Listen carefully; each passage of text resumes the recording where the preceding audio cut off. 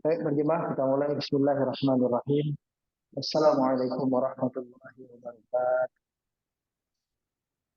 Alhamdulillah. Wassalatu wassalamu ala rasulillah wa ala alihi wa sahbihi wa man wala wa ba'd. Para jemaah yang dirahmati Allah, kita panjatkan puja dan puji kehadirat Allah Subhanahu wa taala yang kita iringi dengan doa dan salawat kepada kita Muhammad sallallahu alaihi wasallam. Insyaallah kita lanjutkan kaji tafsir surat Maryam ini. Kita masuk kepada ayat yang ke-41 tentang kisah Nabi Ibrahim alaihissalam. Seperti biasa, kita baca dulu ayatnya. Silakan diperhatikan. A'udzu billahi minasyaitonir rajim. Wa dzkur fil kitabi Ibrahim. Innahu kana siddiqan nabiyya. إذ قال لأبيه يا أبت لم تعبد ما لا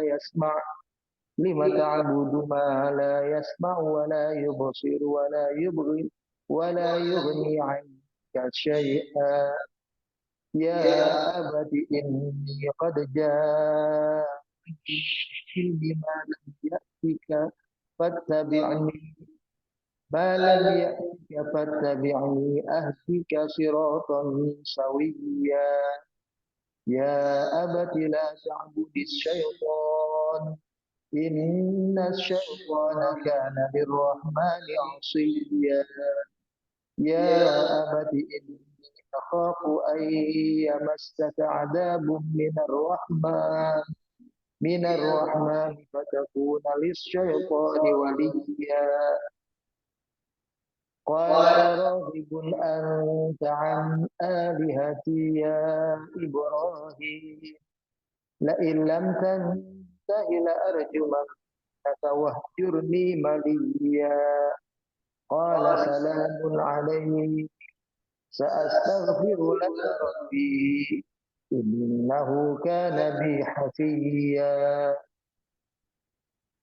واعتزلكم وما تدعون من دون الله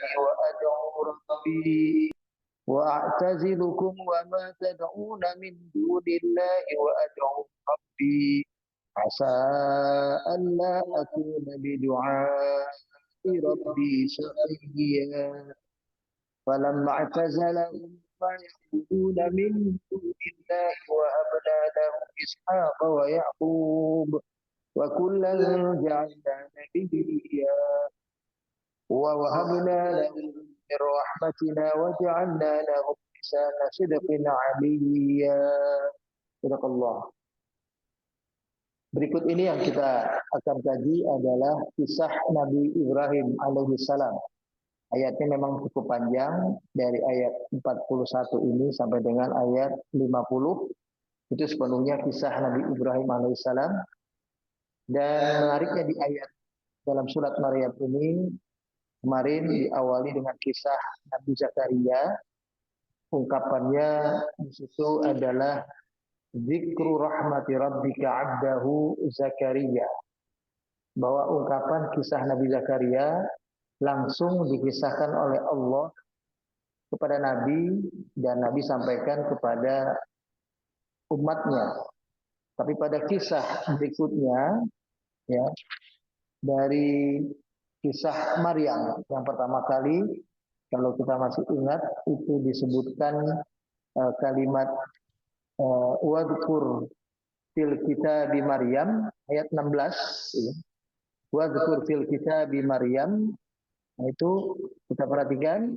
Kemudian hari ini kalimatnya tentang Nabi Ibrahim, wadhkur fil kitabi Ibrahim. Lalu kemudian nanti kita akan ketemu juga ayat 51, wadhkur fil kitabi Musa. Ya. Barangkali feedback. Baik, saya lanjut. Tiga penyebutan kisah yang utama dalam kisah ini. kisah Nabi Zakaria pendahuluan, adapun kisah Maryam, kisah Nabi Ibrahim, dan kisah Nabi Musa alaihissalam, ini adalah kisah inti dari surat Maryam itu sendiri.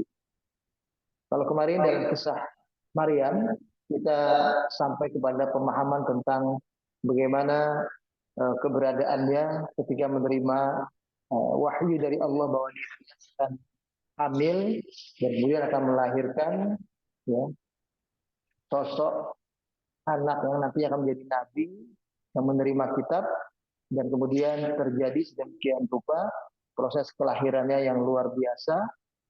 Lahirnya Nabi Isa alaihissalam terlahir tanpa seorang ayah dan seorang bapak, dan ini untuk menunjukkan kekuasaan Allah, kudrah dan iradahnya, kuasa dan kehendaknya, setelah didahului dengan kisah Nabi Zakaria sebelumnya, bahwa Allah juga berkehendak mentakdirkan lahirnya Nabi Yahya dari seorang ayah, seorang bapak yang sudah tua renta, ya, yang kemudian dari seorang ibu juga yang sudah dikategorikan yang mandul, tapi dengan izin Allah, dengan kudrah dan iradahnya, kuasa dan kehendaknya, semua bisa terjadi kelahiran Nabi Yahya alaihissalam. Nah, ternyata kisah Nabi Zakaria ini semacam pengantar, ya, sebagai tahapan dari kisah yang akan Allah berikan berikutnya, yaitu kisah Maryam, sosok yang hampir mustahil dalam benak kita, dalam pikiran kita sebagai manusia, akan terlahir seorang anak tanpa seorang bapak. Tapi karena kita sudah didahului dengan kisah Nabi Zakaria yang menunjukkan huwa alayya hayyin, kata Allah, bahwa hal itu bagiku adalah hal yang sangat mudah, maka kita sudah diajarkan pemahaman bagi Allah tidak ada yang mustahil. Maka sejak itulah ketika akhirnya Allah melahirkan Nabi Isa alaihissalam tanpa seorang bapak, kita jadi dengan mudah bisa memahaminya. Ya, Allah juga katakan huwa alayya hayyin, bahwa hal itu bagiku adalah hal yang sangat mudah, ya, menciptakan seorang anak tanpa seorang ayah. Bahkan dibahasakan Allah dalam Al-Quran, inna mathala Isa, ya, sesungguhnya penciptaan Nabi Isa alaihissalam itu adalah seperti penciptaan Nabi Adam alaihissalam. Ya. Itu dikatakan inna mathala Isa indallahi kama mathali Adam. Sesungguhnya penciptaan Nabi Isa alaihissalam pada sisi Allah adalah seperti penciptaan Adam. Kalau Nabi Isa lahir tanpa seorang bapak, Nabi Adam lebih istimewa lagi justru, terlahir tanpa bapak dan tanpa ibu. Nah, itu semua adalah dalam rangka menunjukkan kudrah dan iradah Allah. Setelah kita memahami akhirnya tentang Nabi Isa alaihissalam dengan dakwah tauhidnya, la ilaha illallah juga, lalu kita diajak kepada kisah tentang bapak tauhid. Nabi Ibrahim ini adalah bapak tauhid. Dan kisah ini menarik, kita diajar untuk memahami bagaimana kisah Nabi Ibrahim yang diambil episodenya dalam rangka beliau berdialog dengan ayahnya, ya, dengan orang tuanya yang notabene adalah seorang yang musyrik, yang tidak bertauhid. Menarik untuk kita simak karena Nabi Ibrahim alaihissalam, walaupun beliau mengajarkan tauhid, la ilaha illallah, mengajarkan kebenaran, namun ketika berhadapan dengan ayahnya yang berbeda keyakinan dengan dirinya, beliau tetap melayani sang ayah, sang bapak ini dengan penuh adab, dengan penuh kesantunan, dengan penuh penghormatan dan kasih sayang yang tertinggi. Tidak disepelekan kedudukan sebagai manusianya, bahwa beliau adalah ayah dari Nabi Ibrahim alaihissalam itu sendiri.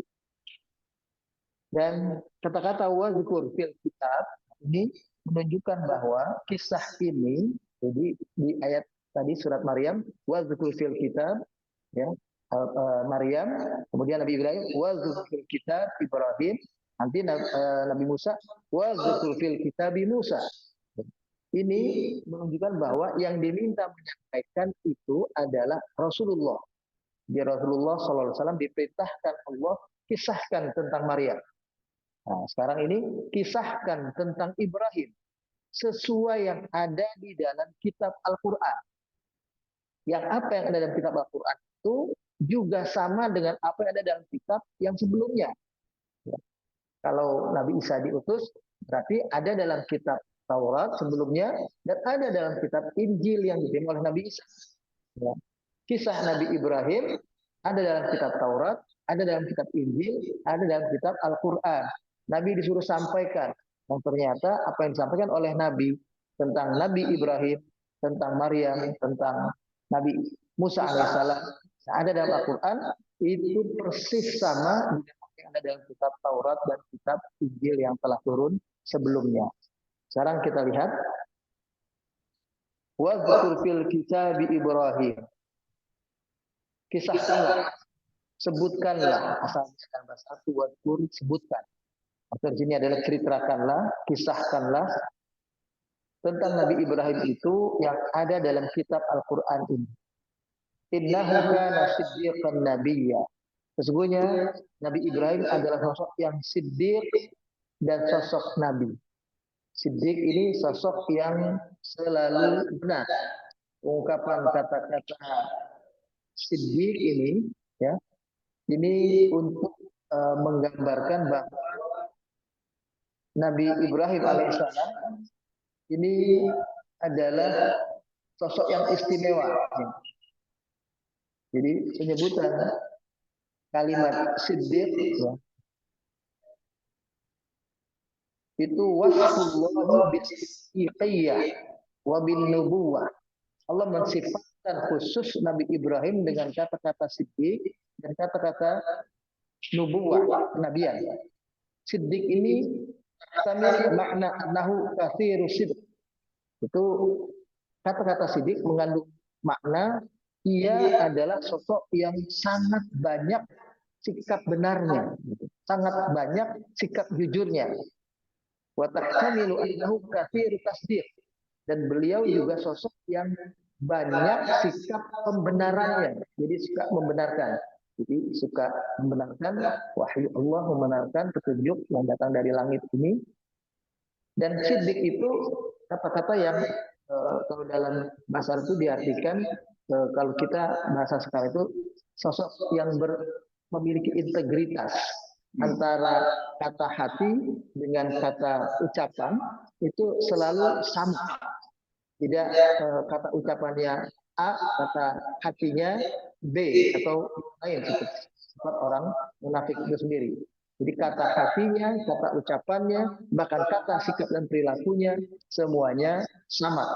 Ini kata-kata siddiq. Dia ditonjolkan Nabi Ibrahim adalah sosok yang sangat jujur, sangat-sangat bersikap benar, membela kebenaran, mendukung kebenaran, dan di atas kebenaran. Disebutkan siddiqnya dulu Nabi.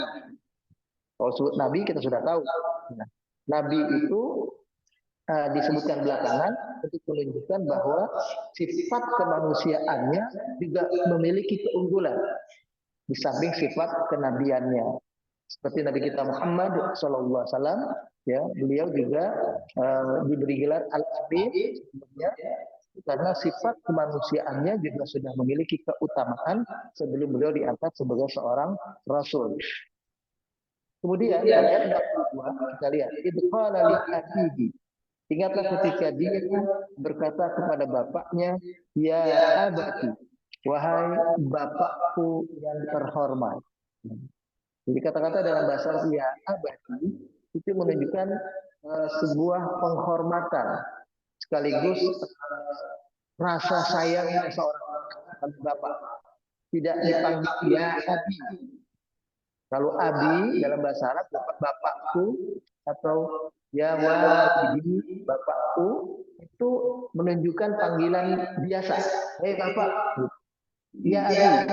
Begitu ya abati. Abad itu dalam bahasa Arab sama dengan kata-kata waktu Nabi Ismail akan disembelih, kan bilang gitu, ya abati, wahai bapakku yang terhormat, bapakku yang tersayang, ya, if al ma'tu'man, kan begitu, lakukanlah itu perintah Allah. Begitu kata Nabi Ismail ketika mengatakan kepada ayahnya. Begitu pula dalam konteks Nabi Ibrahim ini. Beliau memanggil dengan penuh penghormatan, dengan penuh kasih sayang, bapak kandungnya ini, dan mengatakan memang ini bapak kandung, mengatakan itu adalah paman. Ya, kita tidak terjebak kepada penafsiran itu. Kita cukup memahaminya ini adalah bapaknya yang dia hormati dan dia sayangi. Ya, beliau berdialog dengan penuh adab, dengan penuh kesantunan. Ya. Kita akan lihat kisahnya ini istimewa, ya, bahwa beliau menyampaikan ungkapan dialognya kepada sang bapak. Ya. Di satu sisi prinsipnya adalah litakshifa anna fi aqidati syirk min kadibin wa nikatin wa dhalalin. Nabi Ibrahim tetap mengungkapkan dakwah, mengungkapkan nasihat ataupun kata-kata pada orang tuanya itu, ya, kata-kata yang intinya adalah persoalan akidah yang meninggalkan kesyirikan, yang meninggalkan kedustaan, meninggalkan kesesatan. Jadi prinsipnya Nabi Ibrahim menolak kesesatan, menolak syirik, menolak dusta, menolak pengingkaran. Ya. Tapi yang tampil ketika berdialog dengan sang bapak adalah sosok Nabi Ibrahim yang penuh dengan adab dan kesantunan sebagai seorang anak kepada seorang ayah. Jadi tubdu sakhsiyatu Ibrahim at-Tawi al-Halim. Akan nampak dalam kisah ini Nabi Ibrahim, ya, ke sisi kemanusiaannya, sisi kepribadiannya yang begitu penuh dengan ridha dari Allah, penuh dengan kesantunan, penghormatan yang tinggi. Wa tubdu da'ituhu wa hilmuhu.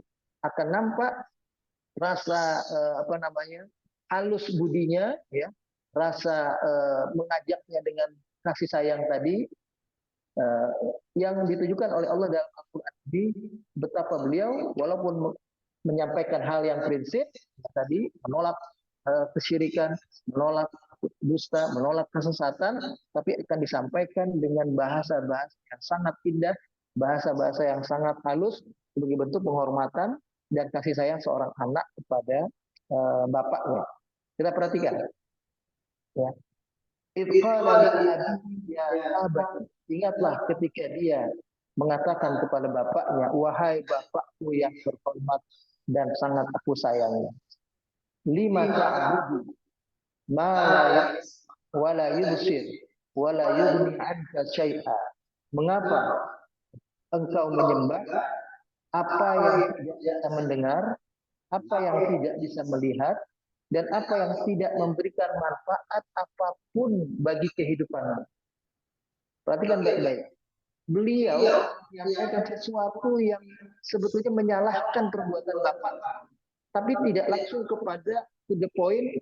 Bapak salah, bapak salah, sesat ini, bapak tidak benar ini begitu. Tidak menyampaikannya dengan bahasa yang seperti itu, tapi dengan bahasa kalimat tanya. Inilah kita kalau berbahasa kepada orang yang lebih tua, yang lebih hormati, tujuannya mau mengingatkan mereka, memberikan peringatan kepada mereka, dibuka dalam bahasa yang bertanya. Ya, kita misalnya ingin menegur orang yang melakukan kekeliruan, tapi itu adalah orang yang kita hormati. Mungkin bahasa kita bukan, jangan lakukan. Kita mungkin akan berbahasa yang lebih baik adalah, bukankah melakukan perbuatan itu berakibat buruk? Jadi itu ada bahasa yang membuat kita tetap diposisikan sebagai anak yang punya akhlak, anak yang punya adab. Dan begitulah yang ditunjukkan oleh Nabi Ibrahim alaihissalam. Karena memang dalam Al-Quran kita diajarkan, wa in jahadaka usyrika bi ma laysa laka bihi ilmun fala tuti'huma wa sahibhuma dunya ma'rufa. Dan seandainya kedua kalian, atau salah satu di antara mereka, memaksa kalian untuk berbuat syirik, memaksa kalian untuk meninggalkan agama Islam, memaksa kalian untuk bertuhan kepada selain Allah, ya, jelas ini hal yang tidak baik dan tidak benar. Allah katakan, fala tudihuma, jangan ikuti keduanya.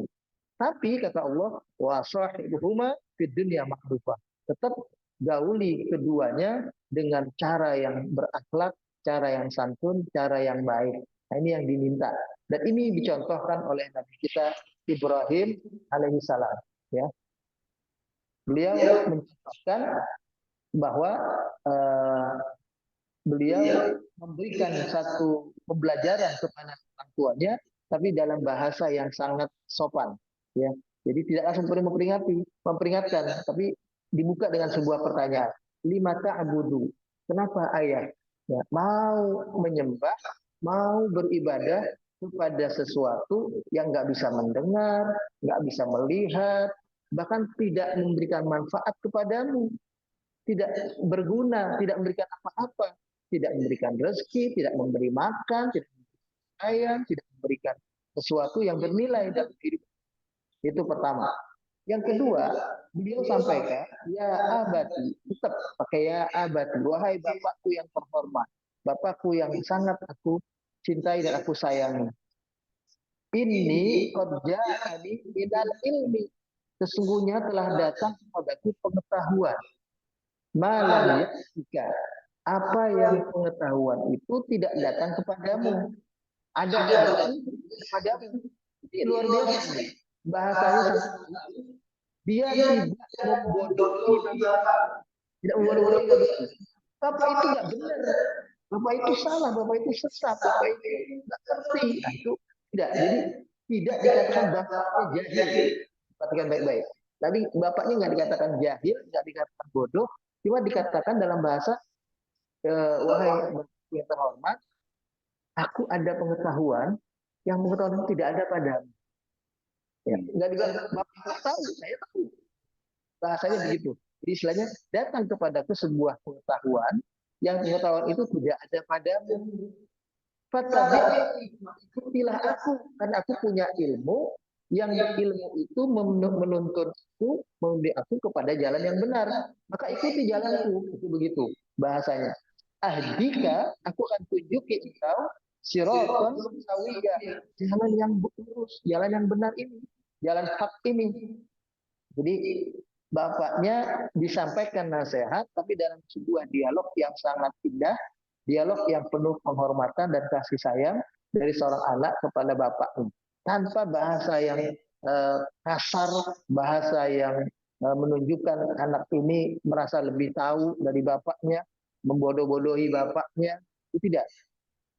Kemudian yang ketiga, kita lihat kalimat, ya wahai bapakku yang aku hormati dan aku sayangi, la ta'budi syaitan, jangan kau sembah syaitan. Nah, kalimat la ta'budi syaitan maksudnya adalah la tuti'i syaitan, jangan kau taati syaitan. Kalimat ini dikomentari oleh Imam Al-Qurtubi, kenapa bunyinya la ta'budi syaitan? Kata Imam Al-Qurtubi begini, wa innama abbara bil ibadah an ta'ah bi anna man ata'a syai'an fi ma'siyatillahi wa qad abadahu. Ya.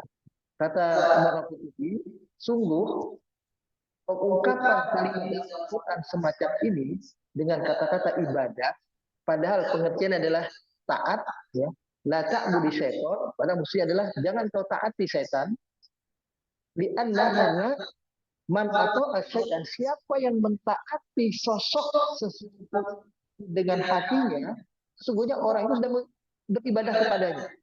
Jadi kalau kita mentaati seseorang dari hati kita tanpa research, tanpa tawar-menawar, kita ikuti sepenuhnya orang itu, kita sama dengan menyembah orang itu sebetulnya.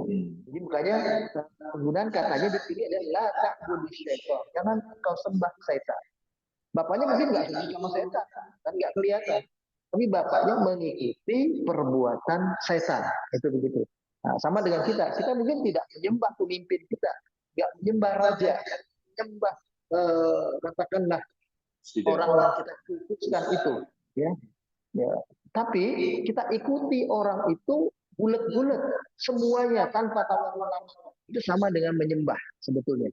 Jadi menyembah itu tidak hanya berarti kita sujud, kita ruku, kita sholat di hadapan dia, tapi juga mengandung pengertian mentaati seseorang dari hati yang tulus, sepenuh hati gitu, dan tanpa tawar-menawar, itu sudah namanya beribadah. Perintahnya jangan sembah setan. Inna syaitana kana lirrahmani asiyya. Dan menarik ini Ibrahim memberikan alasan. Kenapa jangan ikuti setan? Diterangkan. Karena setan itu adalah sosok yang kepada Allah yang Maha Rahman, Asiyya, durhaka. Disifatkan Allah itu sifatnya yang paling utama, yaitu Allah Ar-Rahman. Ya, ini sifat Allah yang paling tinggi adalah Ar-Rahman. Ya, makanya ada surat Ar-Rahman, ada surat Ar-Rahim. Karena Ar-Rahman itu di atas. Karena Ar-Rahman itu dia menunjukkan kasih sayang kepada siapapun, kepada orang beriman, kepada orang kafir, kepada manusia, kepada hewan, pada semua makhluk yang diciptakannya. Allah begitu sangat peduli, sangat perhatian, dan sangat memberikan kebaikan-kebaikan kepada mereka semua. Makanya disebutkan setan itu kenapa tidak boleh diikuti?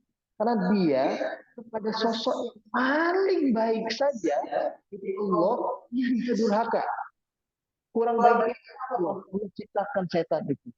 Allah berikan aman setan itu. Allah berikan kehidupan pada setan itu. Allah berikan kebaikan-kebaikan pada setan itu. Jadi sebelum dia jadi setan itu maksudnya dia sebagai jin, Allah cukupkan kehidupan setan itu. Allah kasih rezeki setan itu. Tapi dia ingkari memberikan rezeki ini. Dia ingkari memberikan manfaat bagi kehidupannya ini. Kan sosok yang sangat-sangat naif gitu. Sangat-sangat luar biasa durhakanya dia. Ini jadi penggunaan kata Ar-Rahman bukan kata Allah untuk menunjukkan sifat Allah yang begitu baiknya kepada setan. Setan durhaka. Masa kita mau ikuti setan? Setan ini bukan makhluk yang baik untuk diikuti. Karena kalau dia baik, sosok yang sebaik sifat Allah yang Rahman itu nggak mungkin diingkari, nggak mungkin dilawan Allah itu. Karena Allah yang memberikan dia kehidupan. Jadi bagaimana dia berhadapan dengan kita manusia, berhadapan dengan kawannya, dengan temannya, orang lain, dengan yang memberi kehidupan dia saja dia bersih, gitu. Ibaratnya kayak kita ngasih tahu seseorang, jangan ikuti si Fulan. Kenapa? Fulan itu anaknya durhaka kepada orang tuanya. Orang tuanya yang kasih makan saja, orang tuanya yang memberikan dia rezeki, orang tua yang menyekolahkan dia, mendidik dia, dia lawan. Kalian bagaimana mau jadikan dia pemimpin? Itu kayak begitu. Kalian ada sosok nih, kita menjadikan pemimpin. Ya, sosok ini ternyata sama orang tuanya durhaka. Kayak maling kundang misalnya gitu lah. Durhaka kepada orang tuanya. Kita peringatan kepada seseorang, jangan angkat dia jadi pemimpin. Kenapa? Karena bagaimana dia akan memimpin kita dengan baik. Bapaknya saja ingkari, bapaknya saja dilawan. Itu begitu. Nah, begitu pula dengan setan ini. Hei abahku, bapakku, jangan engkau taati setan, jangan kau ikuti setan. Karena setan ini sosok yang luar biasa durhakanya. Dengan zat yang sangat baik, dengan zat yang sangat mengasih, sangat penyayang, memberinya kehidupan, memberinya jaminan kehidupan, dia melawan, dia durhaka Allah. Bagaimana dia akan baik dengan kita semua? Itu begitu. Jadi bapaknya diingatkan jangan taati syaitan dan disebutkan alasan. Kemudian menarik lagi poin yang keempat berikutnya, ya abati, wahai bapakku yang terhormat, wahai bapakku yang tersayang. Sekali lagi ya kalimat abati, abad menunjukkan bapak yang disayangi, yang dihormati, ya, bukan sekedar dipanggil abi, ya, abi itu bapak biasa. Dia jika akan mengatakan bapaknya nanti akan diazab Allah, tetap dengan bahasa, perhatikan baik-baik. Bapak pasti diazab, bapak nanti masuk neraka kalau nggak ikut ajaran ini. Dia mengatakan begini, inni akhafu ayyamassaka adzabun minar rahman fatakuna lisyaitani waliya. Wahai ayahku yang terhormat, yang tersayang, aku cuma khawatir ya, nanti engkau akan mendapatkan azab lantaran ya, dapat azab dari apa namanya, yang maaf ngasih ini lantaran engkau mengikuti langkah setan. Dan nanti engkau akan menjadi teman setan nanti di neraka, teman setan di dalam azab Allah. Nah, ini luar biasa. Jadi pengertian ini aku ayyamassaka adabu minar itu maksudnya adalah Nabi Ibrahim ingin mengatakan kepada bapaknya, ya, Itu kata-kata yang intinya adalah, wahai bapakku, ya, aku khawatir nanti kalau sampai engkau kufur menyembah berhala ini sampai mati, terbawa mati, itu maksudnya begitu. Lalu kemudian engkau mati tetap dalam kekafiran, aku khawatir azab Allah akan menimpamu. Itu begitu. Jadi dia membahasakannya aku khawatir, ini aku. Karena begini, para jemaah sekalian, ini penting buat kita juga garis bawahi. Kepada orang kafir, kalau kita punya kawan, punya tetangga, katakanlah punya orang dekat dengan kita, orang kafir, kita tidak boleh mengatakan kamu akan masuk neraka. Jangan pernah kita ucapkan kata-kata itu. Ini yang terbaik untuk Nabi Ibrahim. Aku khawatir kalau kau tetap dalam kekafiran sampai terbawa mati, kau baru akan diazab oleh Allah. Karena orang kafir itu baru pasti mendapatkan azab kalau dia wafat dalam keadaan kafir.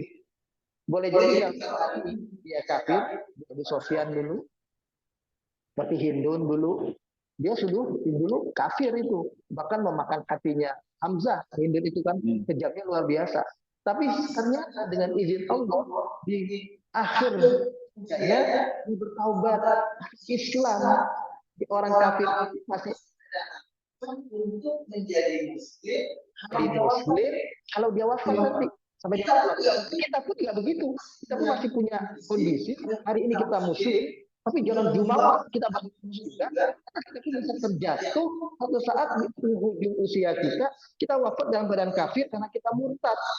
Kita ikut kafiran karena dapat tawaran kekuasaan, tawaran kekayaan yang melimpah asal kita meninggalkan Islam ini misalnya. Maka kita jadi murtad. Nah, itu yang juga berbahaya. Nah, jadi istilahnya kata-kata ini luar biasa mengingatkan Nabi Ibrahim bahwa urusan azab Allah itu baru terjadi pada orang yang akhirnya memang sudah tidak ada pintu taubat bagi dia. Nah, kalau dia masih hidup kayak sekarang, orang kafir itu masih ada harapan ini dia bertobat. Ya. Jadi kita tidak boleh mengatakan orang kafir itu masuk neraka. Yang boleh kita katakan adalah orang-orang maksud orang kafir itu pada sosoknya. Tapi kalau kita katakan orang-orang kafir itu akan Allah masuk ke dalam neraka. Kenapa? Karena memang firman-Nya begitu bunyinya. Innal ladzina kafaru kitab wal musyrikina fi nar. Orang kafir itu baik kafirnya ahli kitab, kafirnya dari kaum musyrikin bakal masuk neraka. Maksudnya adalah kalau kekafir itu terbawa sampai mati, begitu. Kalau dia sudah mati dalam kekafiran, baru dia kita golongkan orang kafir yang akan mendapatkan azab dari Allah. Tapi kalau dia kafir masih hidup, itu masih kemungkinan mendapatkan hidayah dari Allah. Ini luar biasa. Nabi Ibrahim juga mengatakan kalimat yang semacam itu. Ini akhafu ayyamassaka adzabun min rahman, ya wahai Muhammad yang tersayang, aku cuma khawatir bahwa engkau berpotensi mendapatkan azab dari Allah yang pengasih, padahal Allah sayang dengan kamu, ya, sayang dengan engkau. Tapi engkau bisa diazabnya kalau engkau tetap dalam kekafiran ini sampai mati. Dan nanti kalau engkau itu setan yang tadinya jangan diikuti itu akan jadi pendampingmu, temanmu, ya, bersama nanti dalam siksa di neraka. Jadi mau sama dengan setan di neraka, itu begitu. Nah, sesudah kata-kata halus yang luar biasa dari Nabi Ibrahim kepada bapaknya, kita lihat sudah sesopan itu, sudah sebaik itu kata-kata Nabi Ibrahim. Jawaban yang memang waktu itu ini dalam kondisi ini memang bapak yang sedang posisinya berbeda keyakinan, jadi ada emosinya, ada marahnya. Dia tidak menggunakan kata-kata yang sama kepada Nabi Ibrahim. Dia nggak manggil anaknya ya bunayya, wahai anak kesayanganku Ibrahim. Tidak. Dia pakai kata-katanya qala raghibun anta an alihati ya Ibrahim. Dipanggil Ibrahim namanya. Ibrahim, kayak kesannya begitu. Jadi kalau manggil anak namanya itu kalau dalam bahasa Arab itu adalah ungkapan yang kita tidak menunjukkan punya kasih sayang kepada dia. Kalau kita punya kasih sayang kepada dia, kita membahasakannya bukan dengan Hei Ibrahim, bukan anak, bukan sebut namanya, tapi ya bunayya. Ya, kayak Nabi Ibrahim kepada Nabi Ismail waktu masih kecil, ya bunayya, inni ara fil manam. Kalimat itu pun juga ya bunayya, bukan ya waladi, bukan anakku, bukan juga ya bani, ya anakku saja langsung, itu tidak. Tapi ya bunayya, anak kesayanganku, itu begitu. Tapi bapaknya ternyata tetap menghadapi Ibrahim dengan sikap kasar, begitu. Nabi Ibrahim terpaksa menghadapi kekasaran bapaknya. Bapaknya kasar.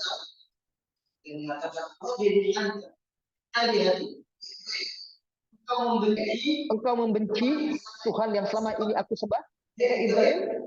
La illam tantahi, tidak berhenti, arjumannak, aku akan merajam engkau. Rajam itu melempar sampai mati dengan batu, ya, melempar dengan batu sampai mati. Kalau engkau nggak berhenti, kamu akan keras, terus santun. Jadi kita bisa bayangkan ini pelajaran akhlak buat kita. Kalau kita berhadapan dengan orang tua dengan penuh santun saja, sikap orang tua dan santun kepada anak, karena dia merasa lebih besar, lebih tinggi. Nah, apalagi kita berhadapan dengan orang tua dengan kata-kata yang kasar, maka balik lebih marah lagi orang tua. Ini pelajaran akhlak juga buat kita. Nabi Ibrahim dengan kata-kata yang santun, penuh penghormatan, itu pun dijawab oleh bapaknya dalam bahasa yang kasar, bahasa yang nggak menunjukkan bapaknya sayang dengan Ibrahim. Ya, bahkan bapaknya bilang, kalau engkau nggak berhenti, aku akan siksa kamu. Itu begitu. Aku akan rajam kamu. Nah, maksudnya adalah Ibrahim kalau tidak dia, berarti Ibrahim berpotensi melakukan hal itu lagi, yaitu membenci Tuhan-Tuhannya. Itu terjadi, bapaknya udah janji akan dirajam, akan disiksa. Maka Nabi Ibrahim diminta oleh bapaknya pergi. Kalau pergi kan ya, ketahuan lagi perbuatan melawan Tuhan-Tuhan bapaknya ini di hadapan bapaknya. Jadi Nabi Ibrahim diusir. Kita bisa bayangkan, ya, Nabi Ibrahim akhirnya diminta jauh dari bapaknya. Malia itu dalam bahasa Arab itu diminta menjauh dan waktu yang sama.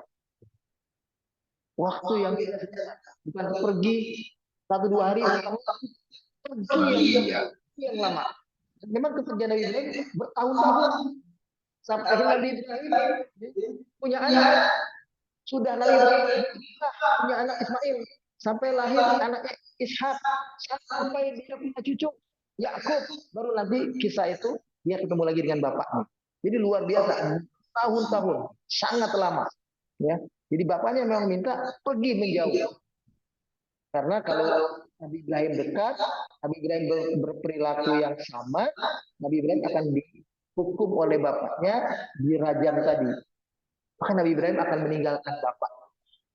Tentu dengan penuh kesedihan. Nah di sini kita lihat ayat 47. Nabi Ibrahim ketika akan berpisah dengan bapaknya tetap menunjukkan rasa. Dia bilang kepada begini, qala salamun alaika. Hai bapakku, ya, salam alaika. Ya, salam kepadamu. Ucapan salam ini memang adalah ucapan orang yang berpisah. Orang yang bertemu dan orang yang berpisah. Dan kita juga itu kan ucapan assalamualaikum, ya, mau berpisah dengan teman kita juga assalamualaikum, itu adalah doa.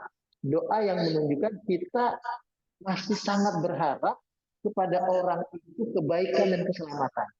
Walaupun dia mengusir, dalam konteks Nabi Ibrahim bapaknya dia tapi Nabi Ibrahim masih berharap Allah memberikan kepadanya kebaikan dan keselamatan.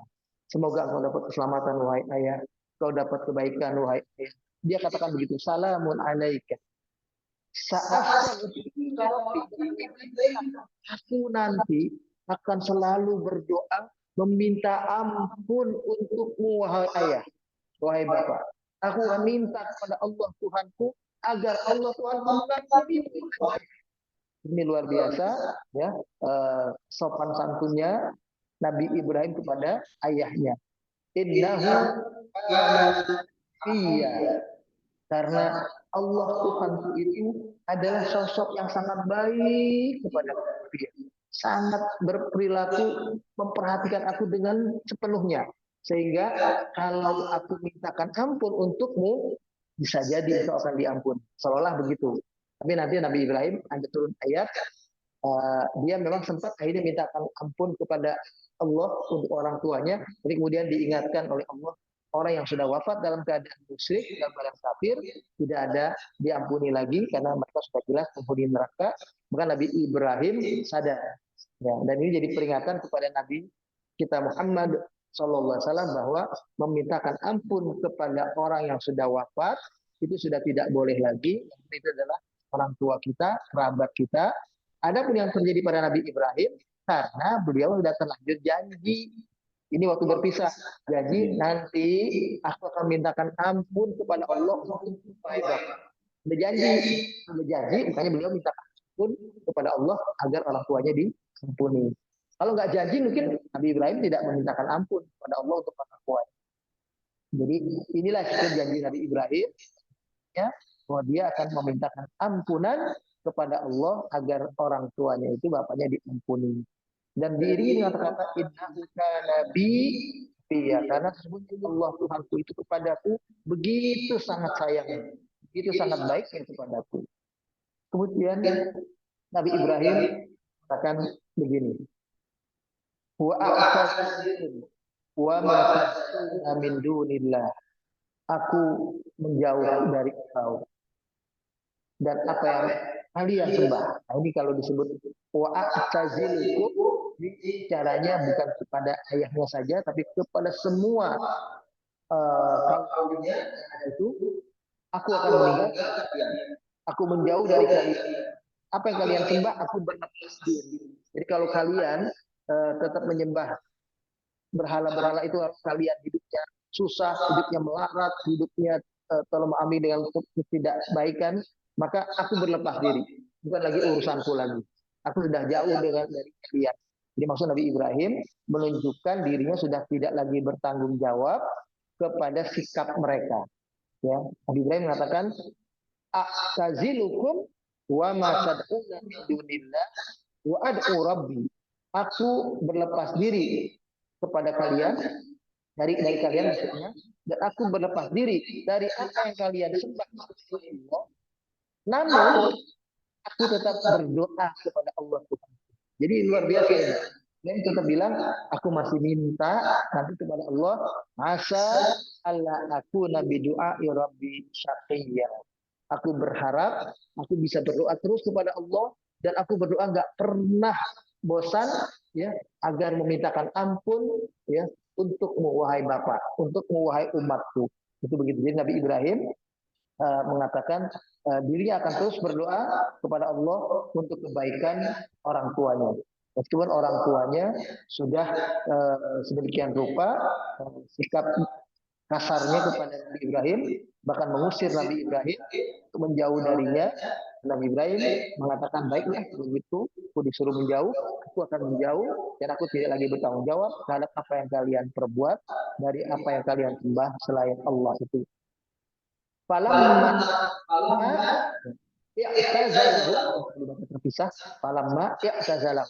Jadi kalau kita baca ngaji, ya, falamma i'tazalahu. Nah, ini adalah hamzah wasol, hamzah yang tersambung.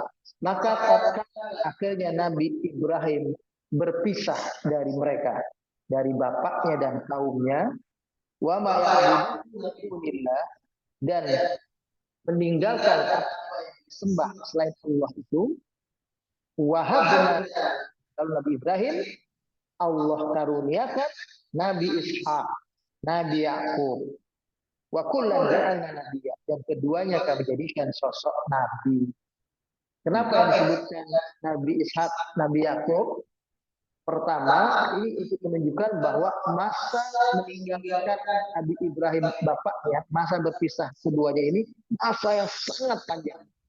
Yang kedua, karena sedang mengkisahkan tentang Bani Israel, kisah Maryam, kisah Nabi Isa, Dan nanti kisah Nabi Musa yang akan dilanjutkan kisah ini berikutnya dalam ayat di surat Maryam ini, Allah membahasakan tentang Nabi Ishak, Nabi Yakub. Nah, Nabi Ishak, Nabi Yakub inilah bapak moyangnya Bani Israel. Tidak disebut Ismail, karena Ismail ada hubungan langsung dengan kaum Bani Israel.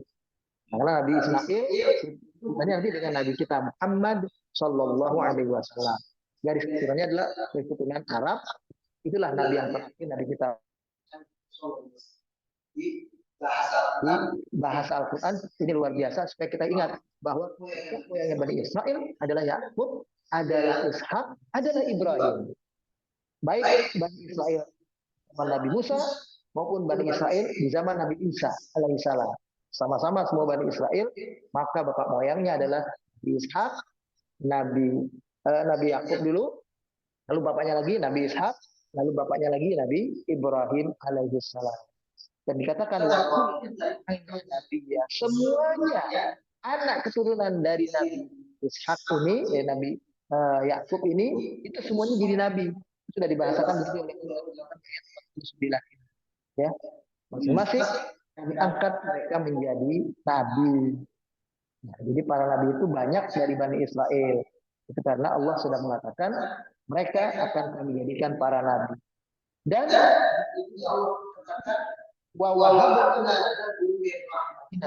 dan kami karuniakan rahmat kami kepada mereka semua. Mereka menjadi orang-orang yang terpelihara, terjaga, ya, jadi orang-orang yang hidupnya sejahtera, baik.